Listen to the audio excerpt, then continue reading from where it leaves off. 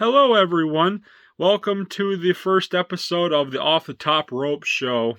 My name is Nathan, and today we'll be reviewing AEW Dynamite from last night, February 2nd. Now, I think this was an alright show. It was decent. It had one good match, which was MJF versus CM Punk, but we'll talk about that later. To start out the show, we have Jon Moxley's match, which was supposed to be with Brian Kendrick, but they decided to change their mind at the last minute because some other shit I really don't feel like talking about. But anyway, after the match, Daniel Bryan comes out. Bryan Danielson comes out, and sounds like he wants to join Jon Moxley. Honestly, that sounds pretty cool to me because both of those guys are really cool. And they can really tell a story, both of them. And I really think that Bryan Danielson and those two could make a good tag team, for sure.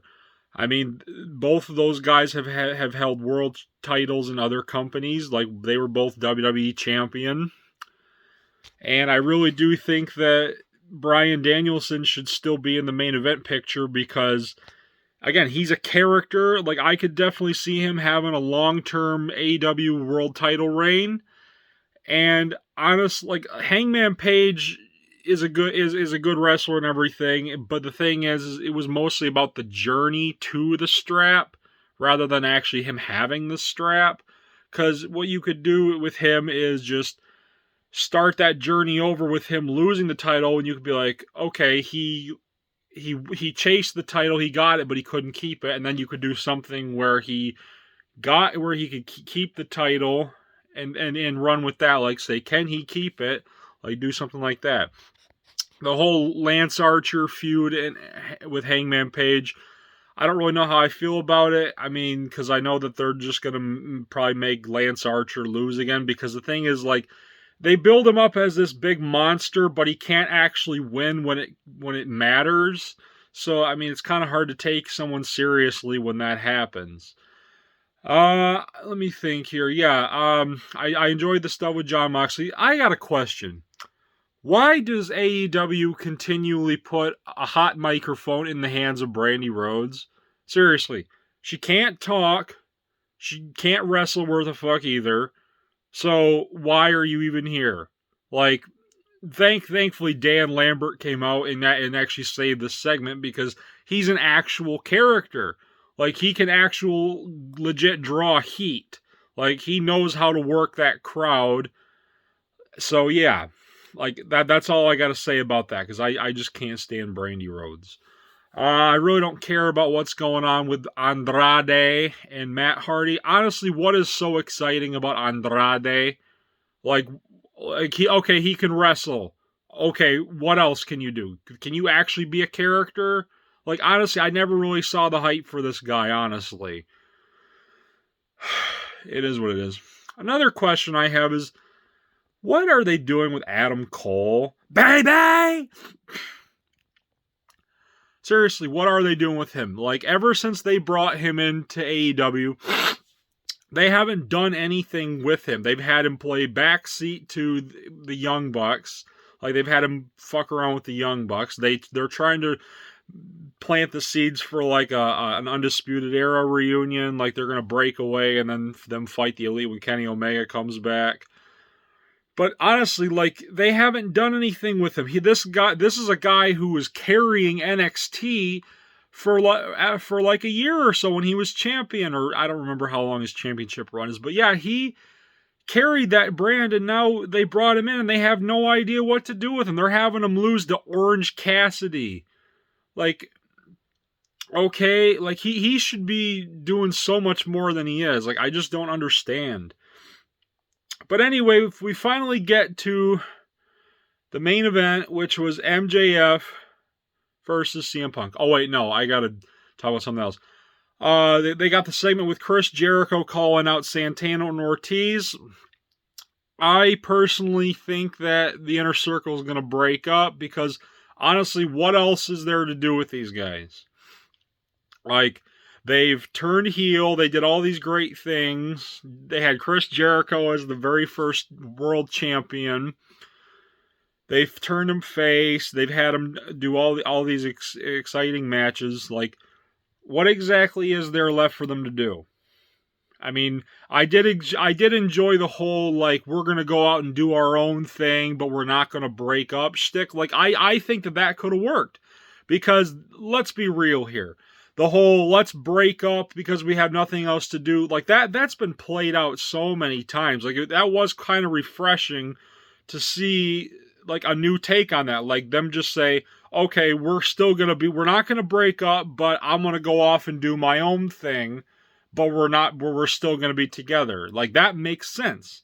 Like, it's a fresh new idea, and I really like that. Okay, and then we have the MJF versus CM Punk match. Notice I didn't mention the women's match because, honestly, again, I don't really care about the women's division in AEW. I really don't. Like, they don't care about their women. And it's pretty sad when Vince McMahon knows what to do with the women's division, WWE, more than AEW knows what to do with theirs. Like, they keep introducing new people every week.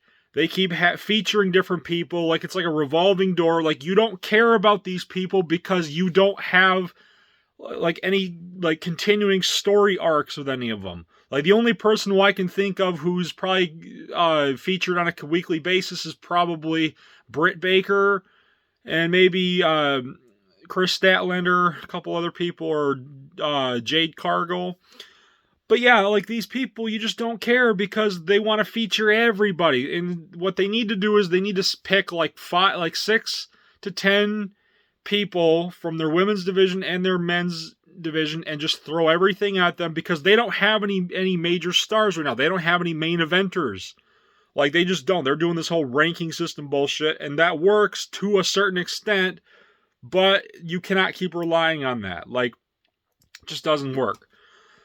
But anyway, yeah, you get to the main match of the night, which is MJF and CM Punk, and this match was incredible.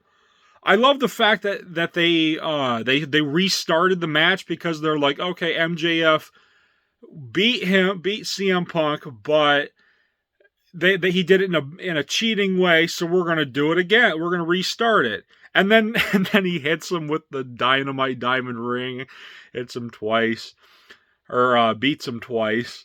That was good. See, that right there is what you should be doing with your older wrestlers like CM Punk, Sting, Chris Jericho. That is what you should be doing with these guys. Like, you need to put over these young people, like these new young guys, but also while also making them look good. Like, not just burying the new guys, but also not jobbing out to them either. Like, MJF is the future of the company. Like, this guy, I can see this guy being a world champion someday. Like, this guy is legit. Like, he is like probably one of the best heels on the independent circuit today.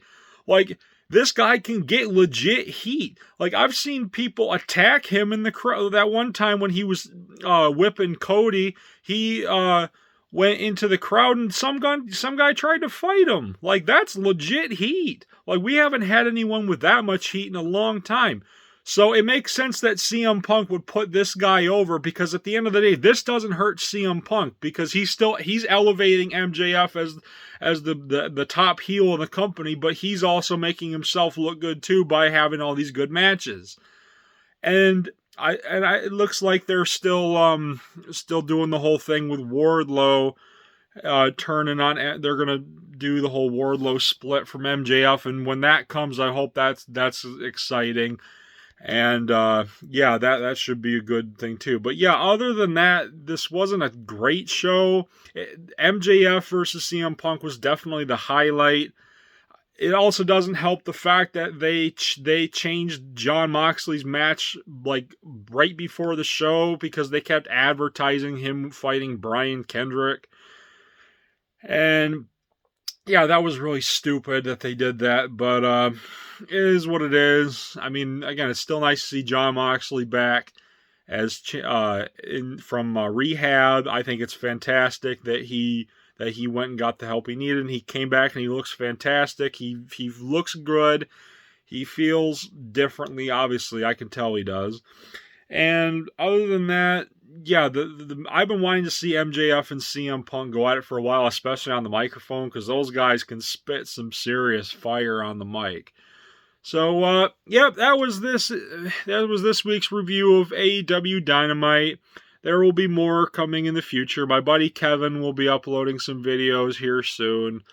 I don't know what he's got planned, but I will be doing more of the show reviews and the commentary on different wrestling news stuff, and him and I are going to do like live streams, and we'll answer questions together. But yeah, that's what you can expect in future videos. Thank you very much for watching my review, and I will see you guys probably sometime next week for my Rampage and SmackDown reviews. Have a nice day, everyone. Thank you very much. Peace out.